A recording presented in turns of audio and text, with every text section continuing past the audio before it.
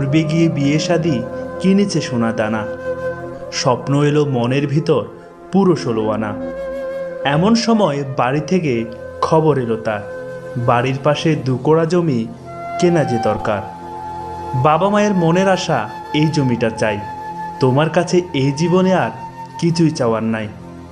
এমন সস্তা জমি তো আর পাওয়া যাবে না, যে করেই হোক না এই জমিটা কিনিয়ে এলো না। ছেলে বলে কয়েকদিন পর বাড়ি আসতে চাই, এই মুহূর্তে কেমন করে জমি কেনা যায়। প্রিয়জনের মুখ থেকে ঠিক তখনই শোনা যায়, এবছর বাড়ি না আসলে তেমন সমস্যা তো নাই, কষ্ট করে ধৈর্য ধরে আরেক বছর থাকো, বাড়ির পাশের এই জমিটা না হয় নিজের নামেই রাখো। কষ্ট করে এবছর আর বাড়ি এসো না, 1 বছর দেরিতে আসলে তেমন ক্ষতি হবে না। কি আর করার, বাবার কথায়